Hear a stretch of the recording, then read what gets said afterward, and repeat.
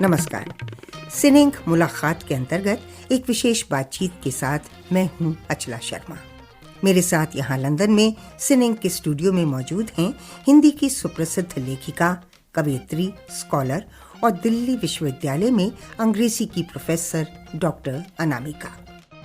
स्त्रियां, पढ़ा गया हमको जैसे पढ़ा जाता है कागज, बच्चों की फटी कॉपियों का चना जोर गरम के लिफाफे बनाने के पहले। देखा गया हमको जैसे कि कुफ्त हो उम्मीदें, देखी जाती है कलाई घड़ी अलग सुबह अलार्म बजने के बाद। सुना गया हमको यूं ही उड़ते मन से जैसे सुने जाते हैं फिल्मी गाने सस्ते कैसेटों पर ठसाठस ठुसी हुई बस में। भोगा गया हमको बहुत दूर के रिश्तेदारों के दुख की तरह। एक दिन हमने कहा हम भी इंसान हैं, हमें कायदे से पढ़ो एक एक अक्षर, जैसे पढ़ा होगा बीए के बाद नौकरी का पहला विज्ञापन। अनामिका, जिन्हें आप आज की स्त्री की आवाज कह सकते हैं। आज की ये स्त्री उनके कथा संसार, चिंतन मनन और कविता में मुखर है। औरत का वजूद, उसके सुख दुख, संघर्ष और प्रश्न उनकी कविता में जैसे सांस लेते हैं। अनामिका, जिन्हें अपने कविता संग्रह टोकरी में दिगंत थेरी गाथा के लिए सन 2020 का साहित्य अकादमी सम्मान मिला।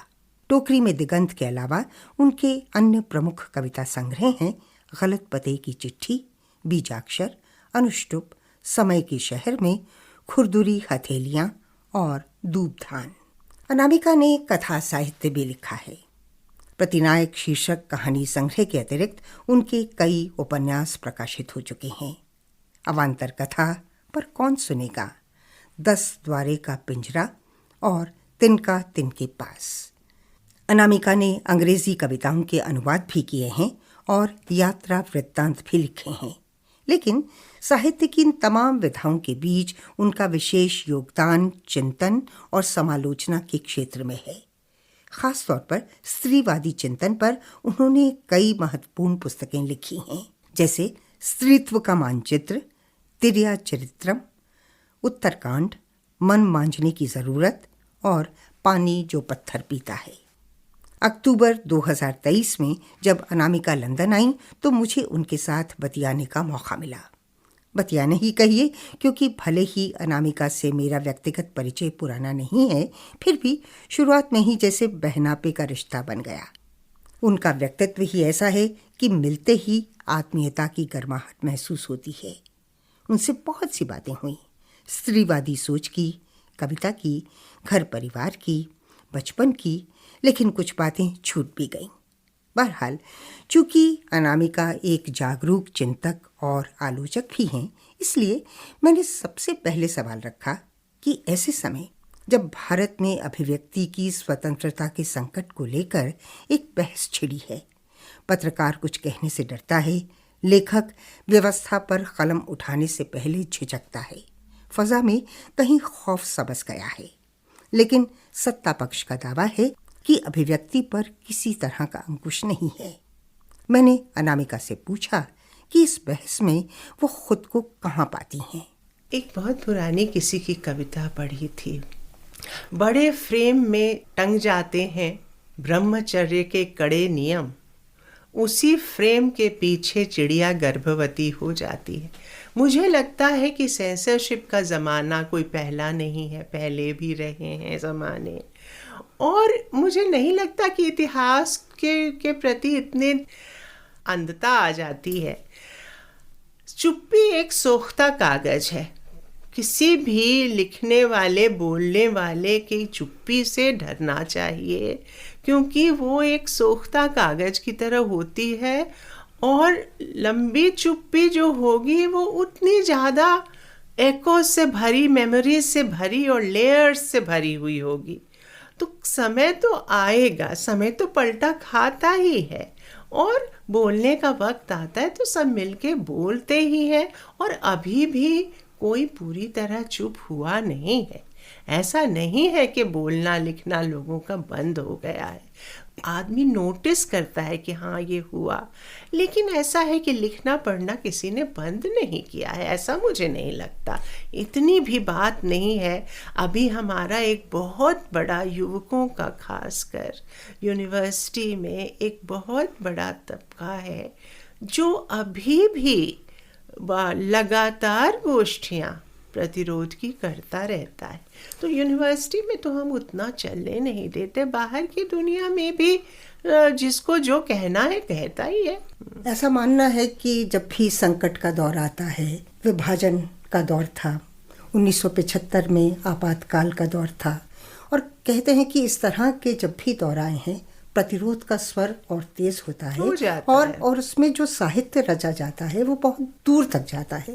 तो आपको लगता है कि हिंदी में इस तरह का साहित्य रचा जा रहा है या आने वाले दिनों में रचा जा सकता है? मैं युवा कविता से बाखबर हूँ। बहुत सारे ऐसे व्हाट्सएप ग्रुप हैं, मतलब कविता के व्हाट्सएप ग्रुप, एक नो मैन्स लैंड जैसा इंटरनेट ने क्रिएट किया है। वो जैसे चे गोवेरा के समय में गुरिल्ला फायरिंग होती थी, उस तरह से रात के 3 बजे, मतलब सुबह के 3 बजे 4 बजे तक व्हाट्सएप समूहों पर कविताएं आती हैं, लड़के पोस्ट करते रहते हैं।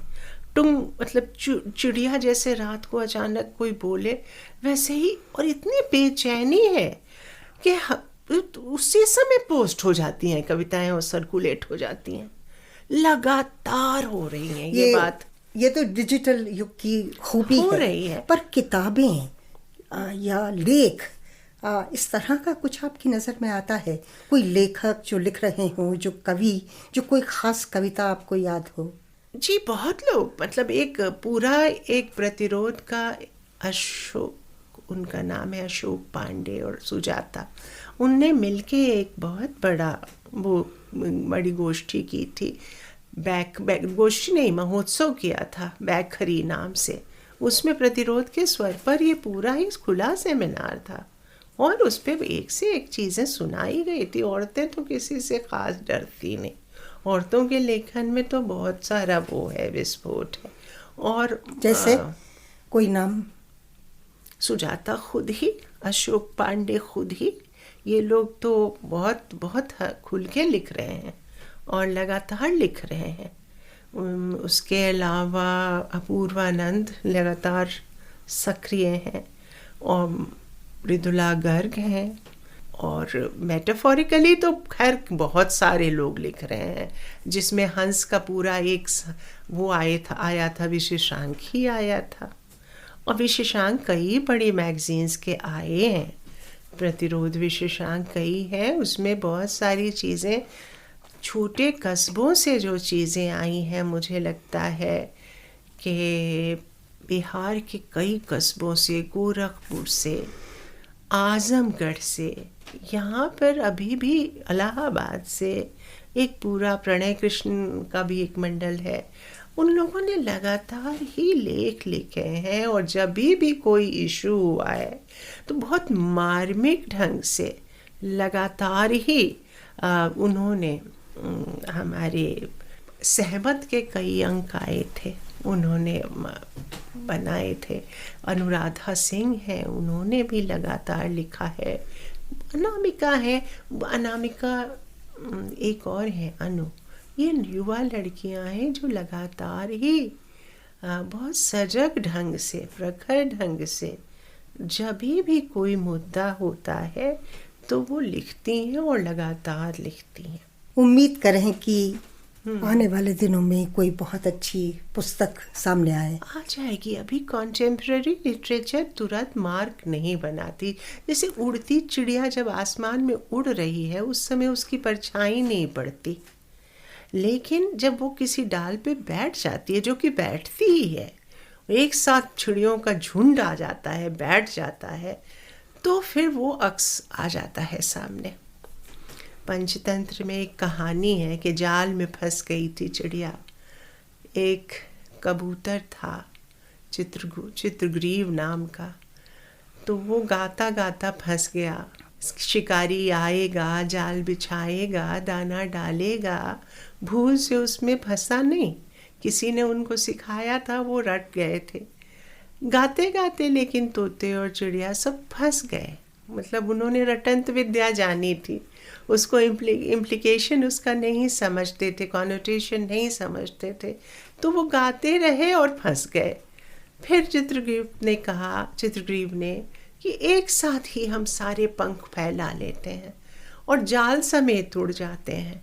तो अभी जाल समेत उड़ने का वक्त है और लोग उड़ रहे हैं। और सबसे अच्छी बात हुई है कि हिंदी उर्दू की साझेदारी बढ़ गई है। बहुत सारी ऐसी पत्रिकाएं हैं, अभी थोड़े दिन जाने के पहले हमारे एक तरह से उनकी मैं बहुत इज्जत करती थी, शमीम हनफी साहब, हम लोगों ने तय किया था कि हम रेगुलर उर्दू भवन में, हिंदी भवन में सब लिखने वालों की बैठक किया करेंगे।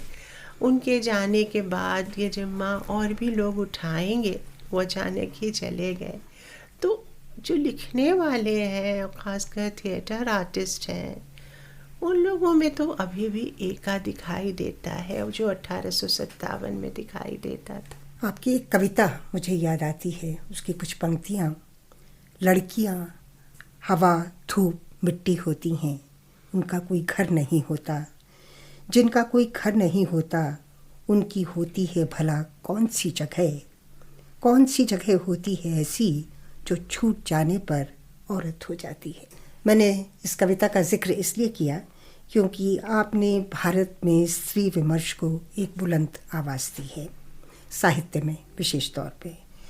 इस विषय में आपने बहुत सी किताबें भी लिखी, पर मैं अगर आपसे सवाल ये करूं कि आज के संदर्भ में भारत में स्त्री विमर्श क्या है उसकी व्याख्या? स्त्री विमर्श औरत की निगाह से दूरी पूरी दुनिया, नर्चरिंग प्रिंसिपल। औरत की निगाह क्या होती है?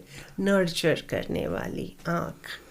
सबसे तो माँ की निगाह से पूरी दुनिया को देखने का जज्बा, ये है आज के ज़माने में स्त्री विमर्श। और जब मैं माँ कह रही हूँ तो मेरा जैविक मातृत्व या बायोलॉजिकल मदरहुड से कोई लेना देना नहीं है, वो तो एक संयोग है।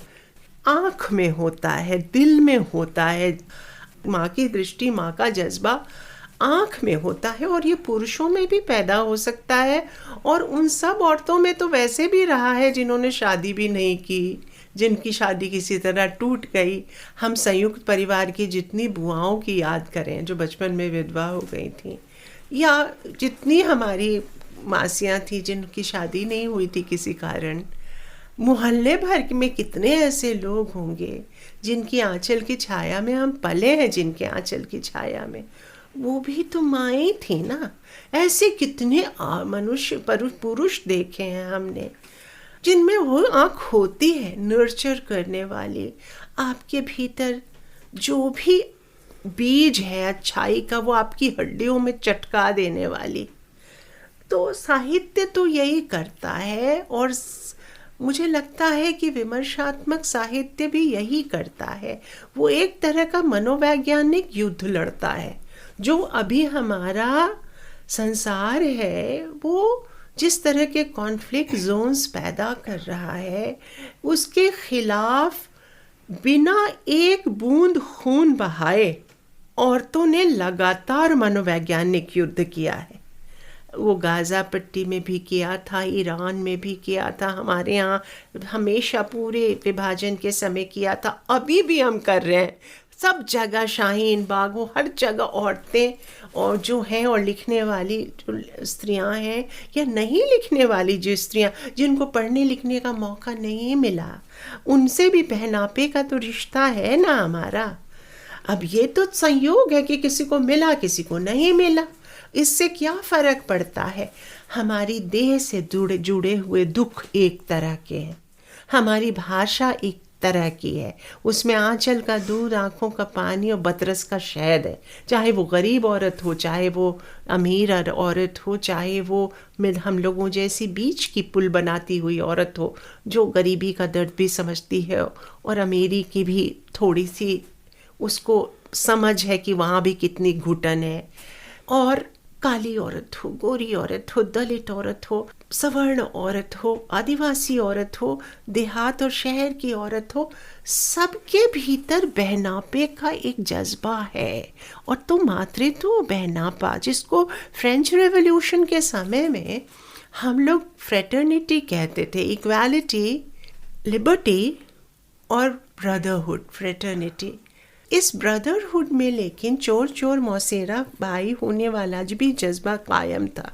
ब्रदरहुड की बहुत सारी समस्याएं थीं। दो भाई कभी भी खुल के वैसे नहीं बोल सकते आपस में जैसे दो बहनें बोलती हैं।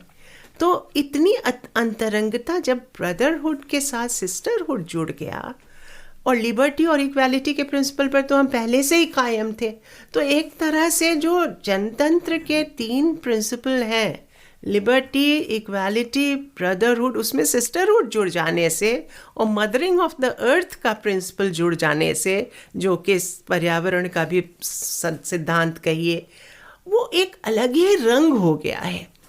अब यहाँ मैं एक बात और कहना चाहती हूँ कि जब मैं ये स्त्री आंदोलन इकलौता आंदोलन है दुनिया का, और हमारे देश में भी इस तरह से पैरेलल जितने भी सब टेरेनियन मूवमेंट्स कहूँगी, क्योंकि उस तरह का मूवमेंट तो नहीं था, लेकिन हमेशा जज्बा लेखन में ऐसा ही रहा। जैसे लिबरल फेमिनिज्म के समय भी सिर्फ औरतों का मुद्दा लेके लिबरल फेमिनिस्ट नहीं चली, वो निशस्त्रीकरण का बड़ा मुद्दा लेके चली।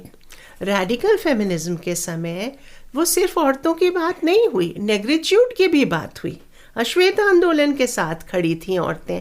अभी वो फिर मार्क्सिस्ट फेमिनिज्म, सोशलिस्ट फेमिनिज्म का दौर आया। फिर हमारे यहाँ अभी क्या हो रहा है, मार्केट फंडामेंटलिज्म या किसी तरह के फंडामेंटलिज्म के खिलाफ, या पर्यावरण की समस्याओं के साथ।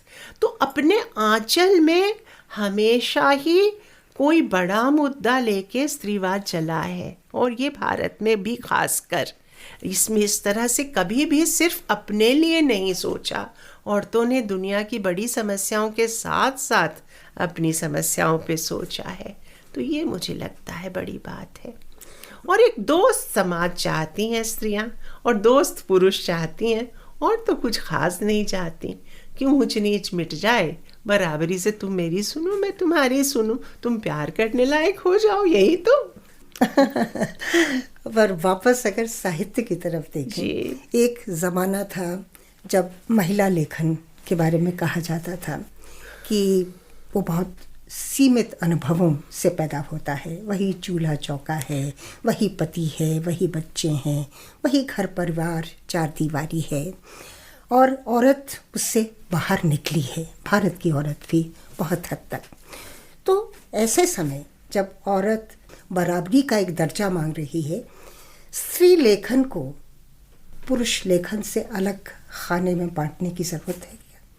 ज़रूरत तो है, क्योंकि स्त्रियों की भाषा बिल्कुल अलग है।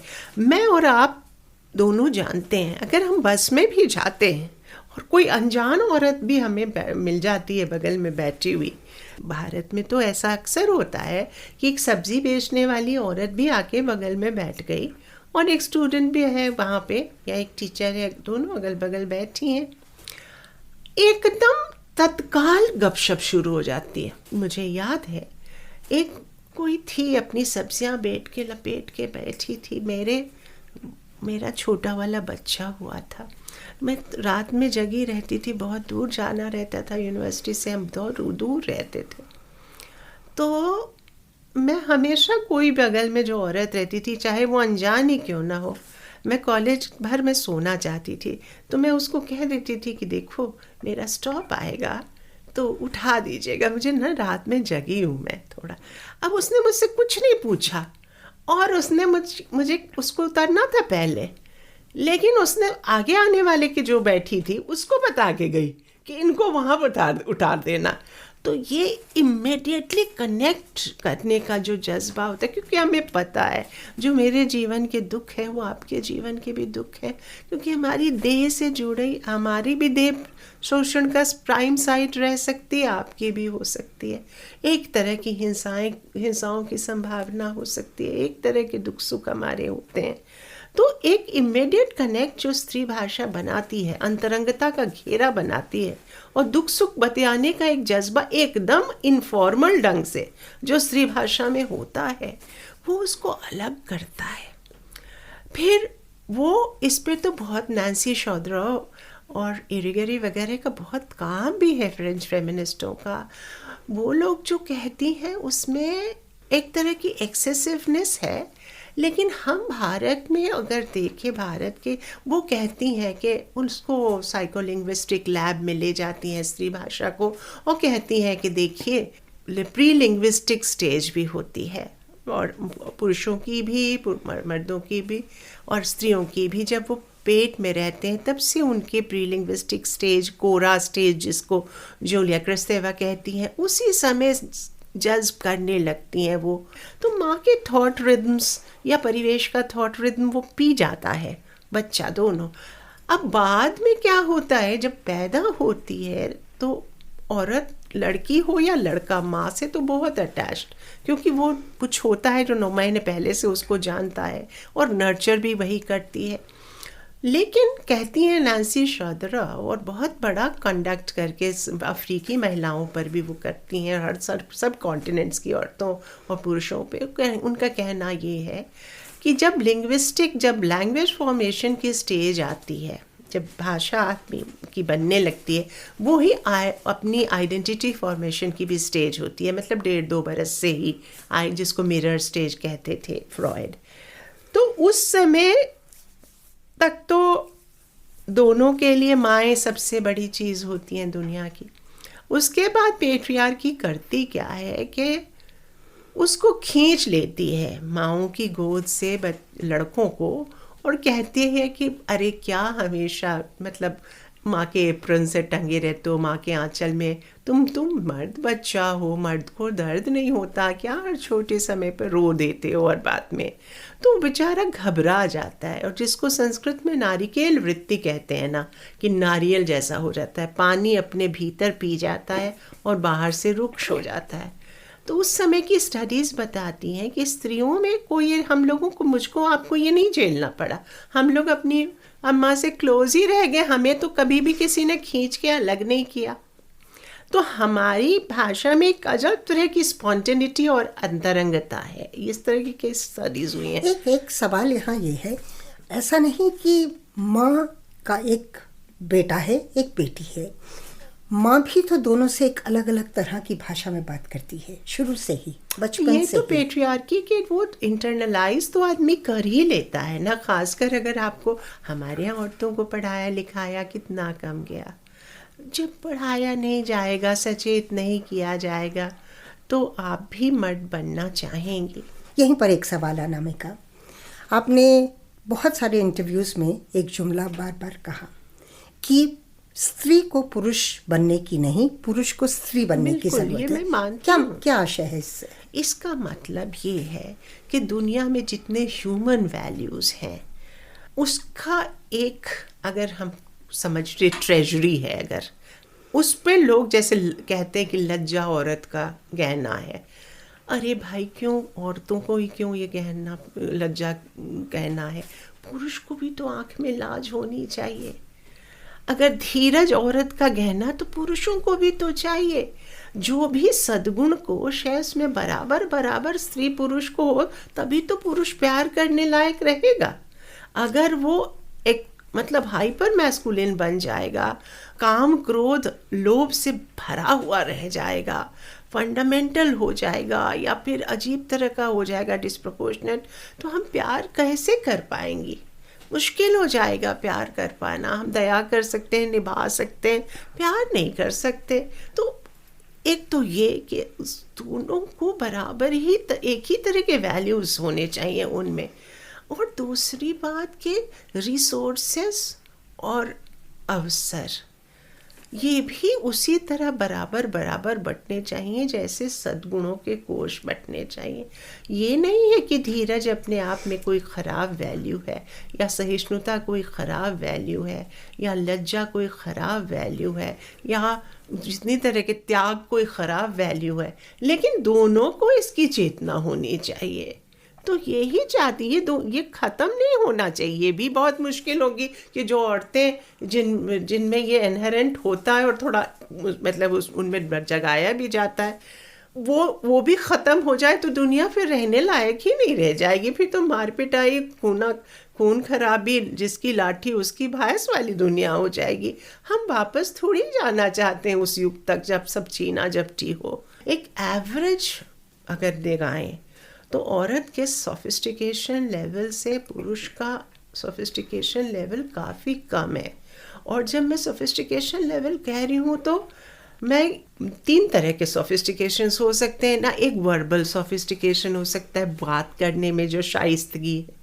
एक थॉट का सोफिस्टिकेशन हो सकता है, एक मैनर्स का सोफिस्टिकेशन होता है। तो औरतों में तो ये इनकलकेट कराया जाता है, अच्छी बात है, कोई बुरी बात नहीं है। लेकिन मर्दों में तो कराओ, तब तो हम प्यार कर पाएंगे, वरना हम कैसे प्यार कर पाएंगे। हमारा तो एक्सेप्शंस रहे हैं कि शाइस्तगी मर्दों में भी होती है, लेकिन एक्सेप्शंस रूल नहीं होते। आप सुन रहे हैं सिने इंक पॉडकास्ट। हिंदी की सुविख्यात कवयित्री डॉक्टर अनामिका से बातचीत कर रही हैं प्रसारक अचला शर्मा। अनामिका दिल्ली विश्वविद्यालय में अंग्रेजी की प्रोफेसर हैं और सन 2020 में आपको अपनी कविताओं के लिए साहित्य अकादमी पुरस्कार भी मिला है। सिने इंक के सभी पॉडकास्ट एप्पल, स्पॉटिफाई और यूट्यूब पर मौजूद हैं।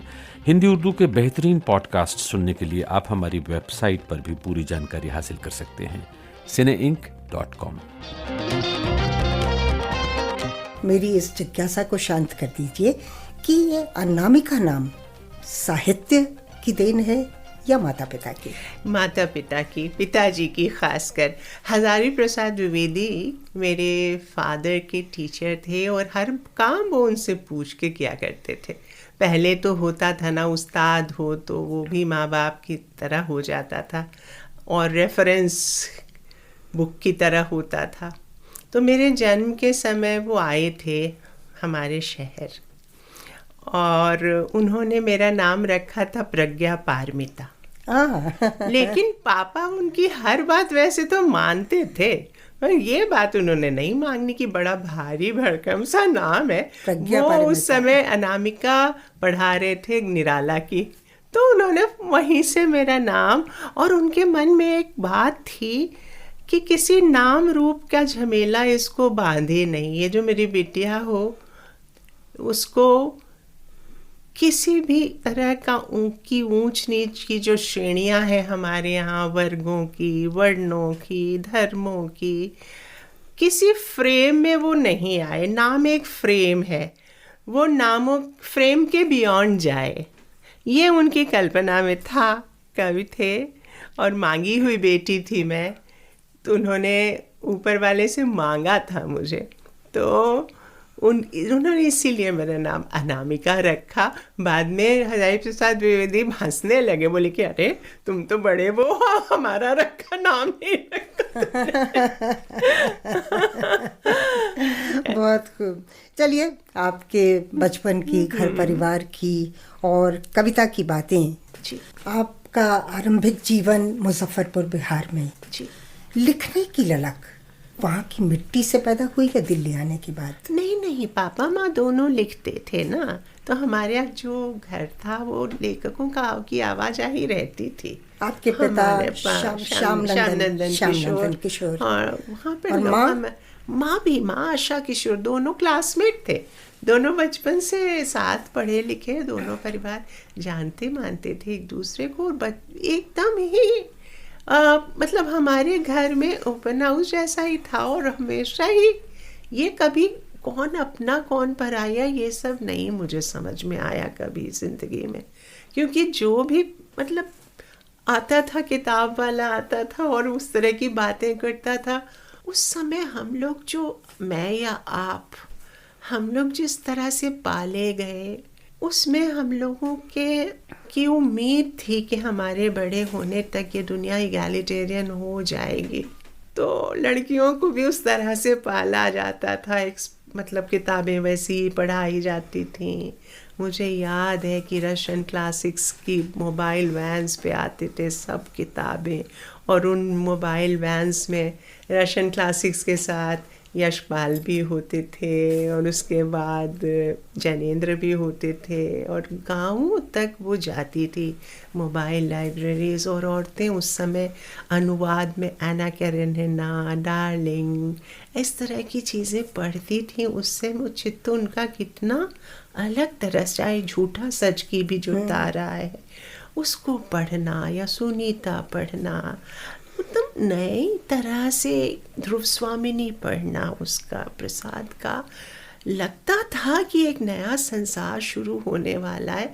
और ख़ासकर मिडिल क्लास के जो पढ़े लिखे माँ बाप थे मेरे आपके जैसे, वो तो बिल्कुल ही नए हिसाब से तैयार कर रहे थे। तो ये तो मुझे दिल्ली आने के बाद पता चला कि औरत मर्द में फ़र्क होता है। ये तो बड़ा अजीब हुआ कि मुझे उस दुनिया में पता नहीं चला, जो किताबों की दुनिया बचपन में। मैं तो हमेशा। अच्छा, आपने पहले क्या लिखा? मैं पापा मेरे पोइट्री के, जैसे 71 का वॉर होता था, हुआ था, तो उस समय ब्लैकआउट होते थे बहुत, तो पूरा मोहल्ला ही हमारे यहाँ, पापा उन लोगों को, लड़के को ब्लैकआउट के समय हम लोग पढ़ाई लिखाई छोड़ के लुका छिपी खेलते थे। तो उस समय पापा सबसे अंताक्षरी खेलते थे, तो मुझसे भी खेलते थे। उसमें कविताओं की अंताक्षरी, कविता बनाने की अंताक्षरी, तो उसमें मैं फटाफट बना देती थी। तो मुझे लगता था कि तो पापा ने डिस्कवर किया। सबसे पहले कविता लिखी। हाँ। कुछ याद है अपनी पहली कविता? 2-3 लाइनें याद है। जैसे पापा धूप में बैठा करते थे, तो उस समय थक जाते थे, वो काम से, यूनिवर्सिटी से कभी आते थे, धूप में आके पलट के पेट के बल लेट जाते थे, तो मैं उनके पीठ पर बैठ जाती थी। तो उस समय पापा ने कहा, देखो तो जो बेटी जो है वो, ये धूप ना बेटी की तरह ही मेरी पीठ पर बैठी हुई है, देखो तो धूप और धूप दोनों। उसके बाद मैंने जब एकदम अचानक में एक बार अंताक्षरी खेलते खेलते मैंने कहा ज से कुछ आया, तो मैंने कहा जा, और लेकिन धूप बहुत जल्दी चली आती थी जाड़े में, तो हमारी बातें, हमारी बैठकें अधूरी रह जाती थी, गपशप जो होती रहती थी गपाश तक। तो मैंने कहा जाड़े का दिन जैसे आपस की बात हो अधूरी। जाड़े का दिन जैसे आपस की बात हो अधूरी, क्योंकि धूप तुरंत चली जाती थी, तो अधूरी रह जाती थी बातें जो हम धूप में बैठ के करते थे। माँ स्वेटर बुनती रहती थी और गपशप चलती रहती थी, तो वो तुरंत स्नैप आउट हो जाता था। तो मुझे वो, फिर एक बार हमारे यहाँ लकड़ी के चूल्हे होते थे। लकड़ी के चूल्हे मतलब कि लकड़ी का कोयला होता था एक, पता नहीं आपको याद हो? मुझे याद है, मुझे याद है। वो सुलगाने के लिए आंगन में उसे कच्चा कोयला तो वहाँ पे ना वो माँ रख देती थी, उसको बोझना कहते हैं बिहार में। जब उसको ना, उसको उठा के नीचे सुलगाने के लिए आंगन में रखा जाता आग लगा के। तो उसमें ध से मुझे कुछ आया अंताक्षरी में, तो ध से याद नहीं पड़ रहा था कुछ भी, तो मैंने कह दिया धुआं उठा ऐसे, उसी चूल्हे से उठ रहा था, जैसे उठी कुबड़ी माई। अब एक कुबड़ी माई थी हमारे मोहल्ले में, तो वो कुबड़ी ऐसे करके वैसे, तो पापा और माँ को हंसने लगे, बोले अरे तो फिर मुझे याद है, मुझे एक ग्रीन कलर की कॉफी दी गई, एक गणेश स्टोर था वहाँ पर से लाके। रिक्शे पर हम बैठ के गए थे, और रिक्शे पर हम लोग जैसे रात सिंहासन पे कोई बैठता है, माँ बाप की गोद में बैठ के जा गए थे। हार्डवेयर की एक दुकान थी, वहाँ से वो कॉपियाँ लाई गई थी, और मुझसे कहा गया था कि अम्मा की धोबी की बही में नहीं लिखा करो, इसी में लिखा करो। तो इस तरह से कविता लिखना शुरू हुआ। जी। आज इतने बरसों बाद अगर आपसे कोई ये सवाल करे, अगर क्यों, मैं करती हूँ कि कविता आपके लिए क्या है? आप कहानियां भी लिख सकती थीं, उपन्यास लिख सकती थीं, जो आपने लिखे हैं, लेकिन कविता क्या है? एसेंस में मतलब कभी कभी फ्लैश करती हैं चीज़ें बहुत, जैसे अभी आपने चुप्पी की बात की, बहुत घनेरी चुप्पी है, जैसे अभी बादल घुमड़ रहे हैं सामने, आपकी खिड़की के सामने से मैं देख रही हूँ, अचानक बहुत दुख झेलते झेलते या सोचते सोचते, समझिए कि सोच विचारों के बादल अंदर घुमड़ते रहते, कुछ नहीं होता। फिर अचानक कोई इमेज कौंध जाता है, कोई मेटाफर कौंध जाता है, रूपक। और जैसे बादल में बिजली चमकती है, बस उतनी क्षिप्रता से, उतनी तेजी से चमकता है और गायब हो जाता है। तो जैसे अचानक एक आइडिएशनल प्लेन पे कौन सी जगती है और लगता है कि हाँ, वो शॉर्ट हैंड में कोई संकेत आया, और उसको फिर आदमी नोट करता है कहीं। तो कभी कभी जब सोचो बहुत तो कुछ समझ में नहीं आता, फिर जब सोचना बंद कर दो तो अचानक कुछ कौंध जाता है। ये प्रक्रिया होती है, हम सबके साथ होती है। तो अगर हम इमेज में सोचने के आदी हैं तो इमेज में कभी कभी हमें अपने सवालों के उत्तर मिलते हैं, जो हमारे भीतर बहुत बेचैनी से टहलते रहते हैं। वो सवाल अचानक ही, बहुत अप्रत्याशित ढंग से, एकदम जब आप प्रिपेयर्ड नहीं हो, तब आपको वो ऐसे झलकों में मिलते हैं। तो कविता मेरे लिए एक इनिशियल है, एक तरह का एक कोड है जिसमें मतलब कुछ उत्तर मिल जाते हैं, और एक फ्लैश में दुनिया की विडंबनाएं, एक इतने से स्पेस में आपको पूरा नाटक खड़ा होके मिल जाता है सामने। कुछ तो मिलता है, बाद में कुछ आप रचते हैं, एक फ्लैश आता है, फिर आप उसको समझने की कोशिश में उसमें पूरा एक वितान रचते हैं। तो ये बस आता है, ये तो बस हो जाता है। कहानियों में और कविताओं में मुझे लगता है कि उपन्यासों में ऐसा नहीं होता। उपन्यास में आदमी एक बहुत मुश्किल जब सवाल हो जाते हैं, वो बहुत ही ज़्यादा परेशान हो जाता है आदमी जीवन जगत की विडंबनाएं देख के। तो फिर वो कई कैरेक्टर्स, कुछ जो उसने देखे होते हैं उनको, और जो नहीं देखे होते हैं उनको, कुछ इतिहास से किरदार उठा के, कुछ मिथकीय जीवन से उठा के आदमी कुछ एक संसार क्रिएट करता है, और अलग अलग सिचुएशंस में उनको डाल के, उनके बीच एक डिबेट करा के, और उससे सवालों के जवाब पाने की कोशिश करता है। ये तो कथा, ये उपन्यास में होता है। जब डिटेल्स में आपको चाहिए, आपको एक संकेत की एक झलक, एक कौन से काम नहीं चल रहा आपका, आपके उत्तर अभी भी संतुष्ट नहीं हो रहे, तो फिर आप डिटेल्स में उसको सहूलियत से समझना चाहते हैं, तब आप उपन्यास लिखते हैं। मेरे लिए ऐसे ही। लेकिन कविता, बात तो कविता की, कविता तो मुझे कौंध में मेरे उत्तर मिल जाने पर उसको मैं और इलस्ट्रेट करने के लिए इमेज से, तभी पहली बार तो जैसे कौंध में कुछ आया, रजिस्टर हो गया, जैसे एक लाइन अचानक आई, मैं रोटी बेलती हूँ जैसे पृथ्वी। अब इसमें एक तो लाइन आ गई, ये कहीं से फ्लैश कर गई, और वो किस कॉन्टेक्स्ट में फ्लैश कर गई, वो कहीं इसी तरह पानी बरस रहा था और मैंने देखा कि ईंट का चूल्हा जोड़कर एक पूरा बंजारा परिवार जो सड़क पर रोटियां बना रहा है।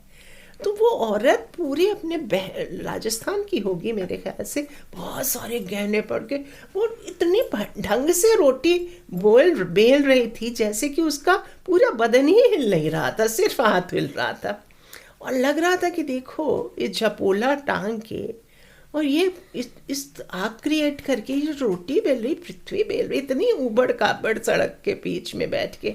तो देखा वो चित्र मैंने, और तकलीफ तो होती ही रहती है ऐसी स्थितियां देख के, किसको नहीं अजीब लगेगा कि कैसे हम हालत में रह रहे हैं। वो एक कविता ने और वो एक इमेज था, वो मैंने दृश्य देखा और अचानक फ्लैश कर गया, मैं रोटी बेलती हूँ जैसे पृथ्वी। अब मैंने इलस्ट्रेट कर दिया, मतलब कॉन्टेक्स्ट के साथ अगर मैं बताऊं तो मैं हर कविता के साथ ये बता सकती हूँ कि ट्रिगर क्या था। सिने इंक लंदन स्थित पॉडकास्ट का मशहूर मंच है। हिंदी उर्दू के बेहतरीन पॉडकास्ट सुनने के लिए आप हमारी वेबसाइट पर आइए cineink.com। अभी आप सुन रहे हैं हिंदी की सुप्रसिद्ध कवयित्री और विद्वान डॉक्टर अनामिका के साथ अचला शर्मा की बातचीत। अगर आप हमें इस प्रोग्राम के बारे में कोई राय देना चाहते हैं तो ईमेल है post@cineink.com। मुझे एक और कविता की पंक्ति याद आई, वो है, यही एक काम किया मैंने हर तरह के दर्द की डगमग स्वर लिपियाँ लिखी। जी जी। मेरा सवाल इससे जुड़ा ये है, आपने मुझे क्यों दिया इसलिए मैं सवाल कर रही हूँ। जी। वो ये है कि आपने बहुत सी कविताओं में आम औरत की, समाज के पिछड़े वर्गों की, अभावग्रस्त औरतों की बात कहने की कोशिश की है, उनके दर्द को समेटा है। आपको कभी ऐसा लगता है कि कविता समाज में किसी तरह का बदलाव लाने में सक्षम है?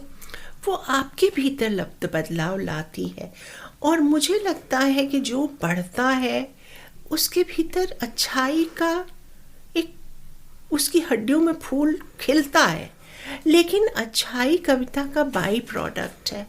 जब आदमी कविता लिखने चलता है तो अपनी ही किसी परेशानी से उबरने के लिए, अपनी ही किसी द्वंद्व से उबरने के लिए, अपनी ही किसी तकलीफ से, अपनी मतलब किसी का दुख देख के जो अपने भीतर हुई वो भी, और अपनी भी, आप भी थी जग भी थी, दोनों मिला के जो भीतर तकलीफ है, उसके बाद जो घुटन होती है उससे निजात पाने के लिए आदमी लिखता। उस समय अवेयर नहीं होता, सोचता नहीं कि ये कविता किसका कोई एथिकल पर्पस भी होगा।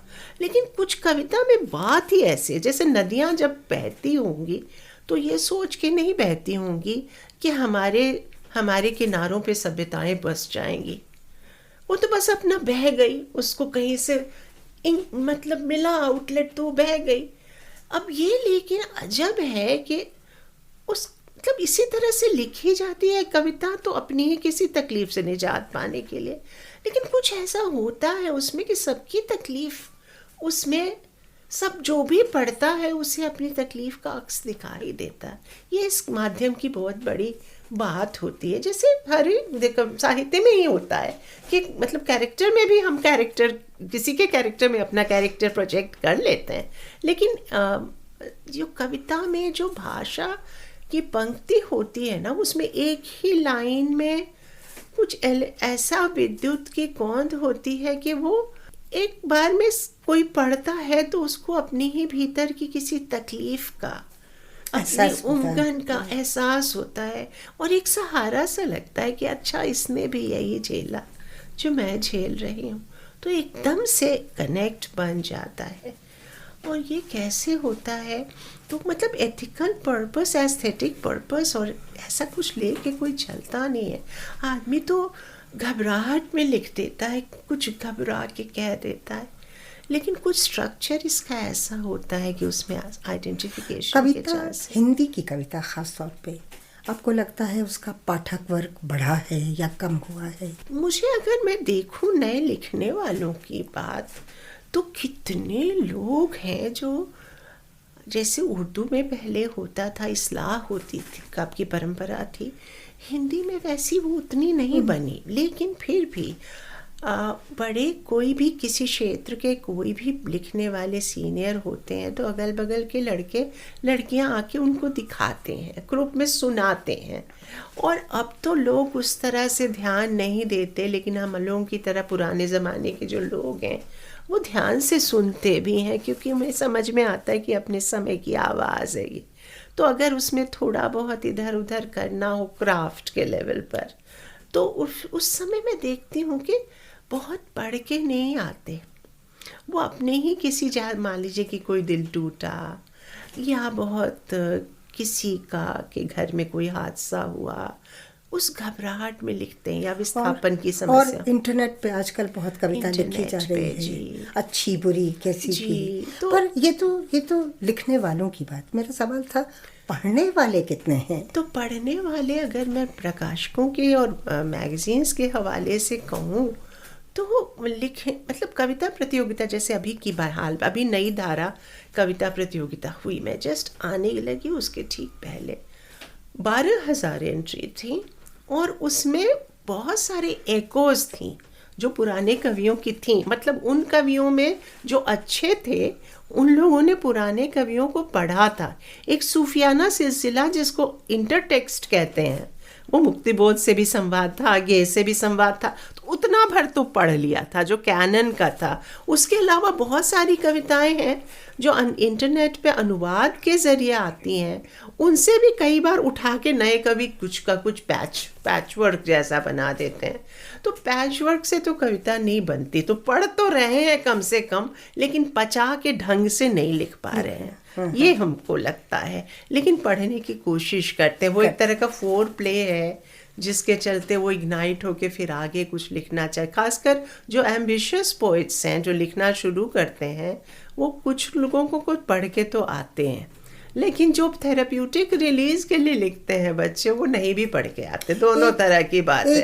एक धारणा कहूँ ये भी है कि उर्दू शायरी में आजकल के युवा वर्ग का ज़्यादा जी, उसमें तुरंत दाद मिलने की संभावना रहती है। तो क्राफ्ट पे बहुत, लेकिन अभी मैं देखती हूँ बहुत सारी ई पाठशालाएँ उर्दू की शायरी के जो इस तरह के क्राफ्ट का है, क्राफ्ट पार्ट मैं देखती हूँ। अलंकार पे भी क्राफ्ट के पाठ चल रहे हैं, रीतिकाल के अलंकार अब उठा के, और उसके बाद शेर भी काफिया और वगैरह कैसे रखना चाहिए, क्या करना चाहिए, कुछ लोग उस पे वीडियो बना के भी अपलोड कर रहे हैं।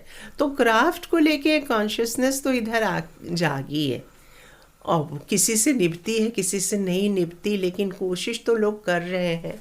क्योंकि ये जितनी जीवन में घुटन बढ़ेगी ना, उतनी थेरेप्यूटिक रिलीज के लिए कविता के पास लोग जाएंगे, ये बहुत स्वाभाविक है। अनामिका, इससे पहले कि मैं आपसे अनुरोध करूं कि कुछ कविताएं सुनाएं, एक तो सवाल और जी, और वो ये है अनुवाद के बारे में। जी, आपकी बहुत सी कविता की किताबों के अनुवाद हुए हैं। जी, एक तो है माई टाइपराइटर इज माई पियानो, जो सुदीप सेन ने किया, जी। और भी बहुत से लोगों ने किए हैं। कहा जाता है कि कविता का अनुवाद सबसे मुश्किल काम होता है। उसके प्रोसेस में, उसकी प्रक्रिया में एक नई कविता जन्म लेती है। जी। तो आपने जो अपनी कविताओं के अनुवाद पढ़े और लोगों ने भी किए, आपको कैसा लगा कि आप ही की कविता है, ये कविता बदल गई? जिन्होंने कोलैबोरेटिव ढंग से किया, मतलब मैंने भी कविताओं के अनुवाद किए हैं, रिल्के के भी और भी लोगों के, लेकिन मैंने भी कोलैबोरेटिव ढंग से ही किए हैं। नेटिव स्पीकर या लिखने वाले, अगर लिखने वाला जिंदा है तो जैसे सच्चिदानंदन की किताब का भी अनुवाद किया है, और भी कसमिया पोइट है नीलिम कुमार, उनका भी किया है। दो जीवित मिले उनके साथ तो मैं, क्योंकि साउंड स्ट्रक्चर बहुत इम्पोर्टेंट होता है कविता में, और जनरली बराबर जानने वाले, भाषा बराबर बरतने वाले लोग नहीं मिलते।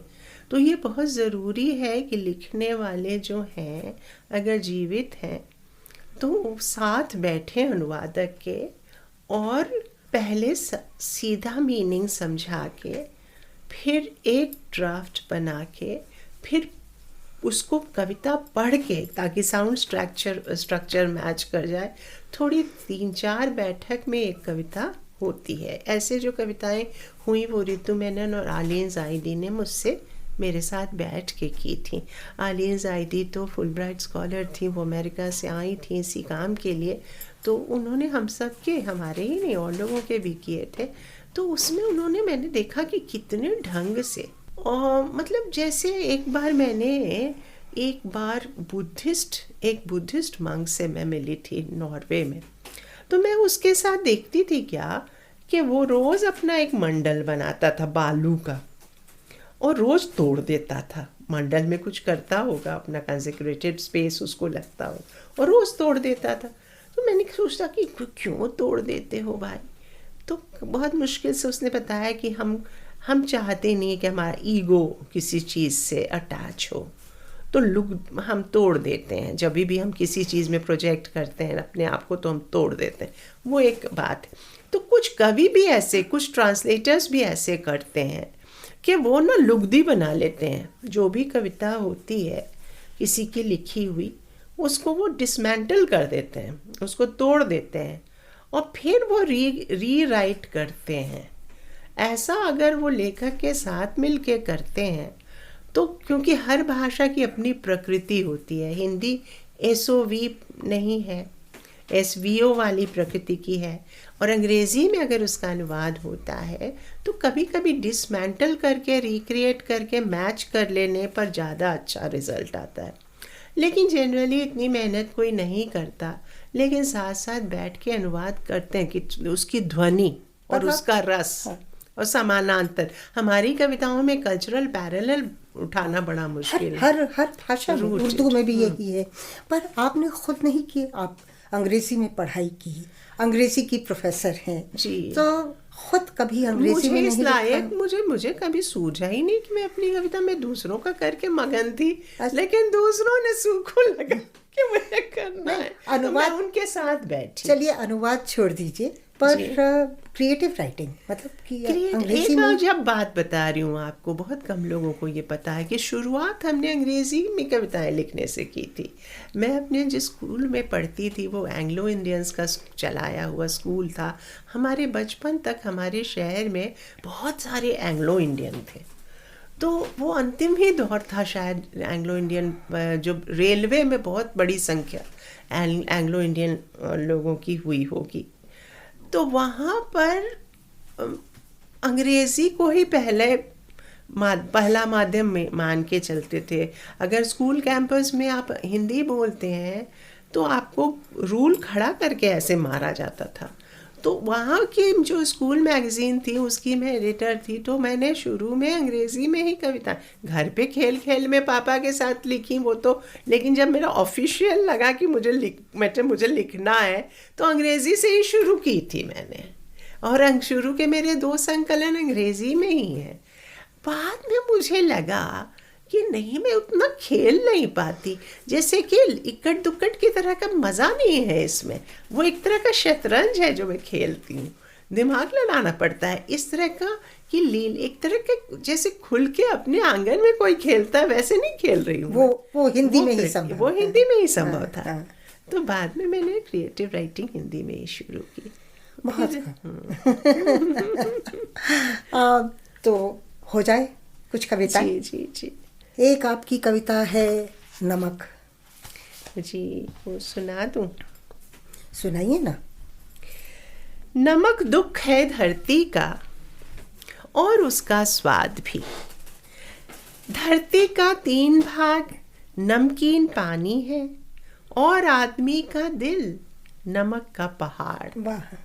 कमजोर है दिल नमक का, कितनी जल्दी पसीज जाता है, गड़ जाता है शर्म से जब फेंकी जाती हैं थालियां दाल में नमक कम या ज़रा तेज होने पर।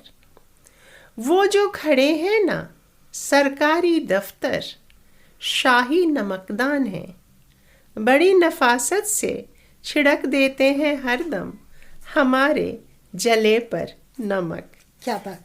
जिनके चेहरे पर नमक है, पूछिए उन औरतों से कितना भारी पड़ता है उनको उनके चेहरे का नमक। क्या बात। जिन्हें नमक की कीमत करनी होती है अदा, उन नमक हलालों से रंज रखता है महासागर। दुनिया में होने न दी उन्होंने क्रांतियां, रहम खा गए दुश्मनों पर। गांधी जी जानते थे नमक की कीमत, और अमरूदों वाली मुनिया भी। दुनिया में कुछ और रहे न रहे, रहेगा नमक, ईश्वर के आंसू और आदमी का पसीना। यही वो नमक है कि जिससे थिराई रहेगी ये दुनिया। क्या बात। बहुत खूब, बहुत खूब। एक कविता मुझे आपकी और पसंद है जी। जिसमें खाली घर और विस्तार। अच्छा, स्पेस वाली कविता, स्पेस अनुवाद वाली। लोग दूर जा रहे हैं, हर कोई हर किसी से दूर। लोग दूर जा रहे हैं और बढ़ रहा है मेरे आसपास का स्पेस। इस स्पेस का अनुवाद विस्तार नहीं, अंतरिक्ष करूंगी मैं, क्योंकि इसमें मैंने उड़न तश्तरी छोड़ रखी है। समय का धन्यवाद कि मेरी घड़ी बंद है। धन्यवाद खिड़की का कि ऐन उसके सीखचों के पीछे गर्भवती है चिड़िया। जो भी जहां है सबका धन्यवाद कि इस समय मुझ में सब हैं। सब में मैं हूँ थोड़ी थोड़ी। भाएं भाएं बजाता है हारमोनियम मेरा खाली घर। इस खाली समय में बहुत काम है। अभी मुझे घर की उतरनों का अनुवाद करना होगा जल की भाषा में। फिर जूठी प्लेटों का किसी श्वेत पुष्प की पंखुड़ियों में क्या बात। अनुवाद करूंगी मैं। फिर थोड़ी देर खड़ी सोचूंगी कि एक झाग भरे सिंक का क्या मैं कभी कर सकूंगी किसी राग में अनुवाद। क्या बात, बहुत खूब। दरअसल इस पूरे घर का किसी दूसरी भाषा में अनुवाद चाहती हूँ मैं, पर वह भाषा मुझे मिलेगी कहाँ सिवा उस भाषा के जो मेरे बच्चे बोलते हैं। इसमें ही हो जाएगी शाम, और इस शाम का अनुवाद इतना ही करूंगी कि उठूंगी, खोल दूंगी पर्दे। अंतिम उजास की छिटकी हुई किरचियां पल भर में भर देंगी सारा का सारा स्पेस, और फिर उसका अनुवाद अंतरिक्ष नहीं विस्तार करूंगी मैं। केवल विस्तार। बहुत सुंदर, बहुत सुंदर। एक कविता अपनी पसंद की। स्त्रियां।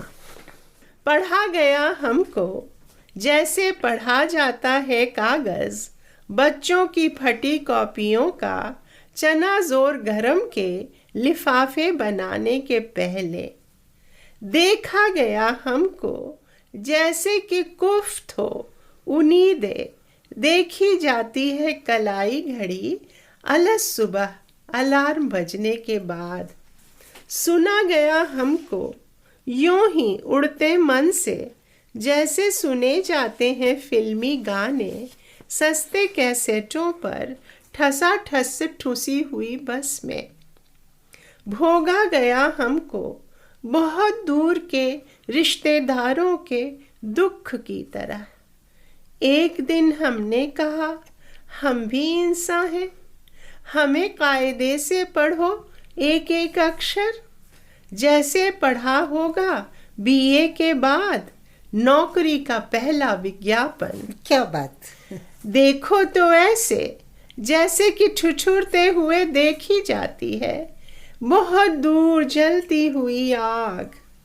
सुनो हमें अनहद की तरह और समझो जैसे समझी जाती है नई नई सीखी हुई भाषा। इतना सुनना था कि अधर में लटकती हुई एक अदृश्य टहनी से टिड्डियां उड़ी और रंगीन अफवाहें चीखती हुई ची ची। दुष्चरित्र महिलाएं किन्हीं सरपरस्तों के दम पर फूली फैली अगर धत्त जंगली लताएं, खाती पीती सुख से ऊबी और बेकार बेचैन आवारा महिलाओं का ही शगल है ये कहानियां और कविताएं। फिर ये इन्होंने थोड़े ही लिखी हैं, कनखियां, इशारे, फिर कनखी। बाकी कहानी बस कनखी है। हे परम पिताओं, परम पुरुषों, बख्शो बख्शो अब हमें बख्शो। क्या खूब, बहुत सुंदर कविता है अनामिका। और इस बातचीत के लिए, सिने के मंच पर आने के लिए और अपना समय देने के लिए बहुत बहुत धन्यवाद। मेरे लिए भी बहुत ही अच्छा ये मौका था। देखिए सामने बादल हैं और आप हैं और इतनी दिल खोल के बातचीत करने का मौका है। और बहुत बहुत शुक्रिया। बहुत आराम से, बहुत धन्यवाद।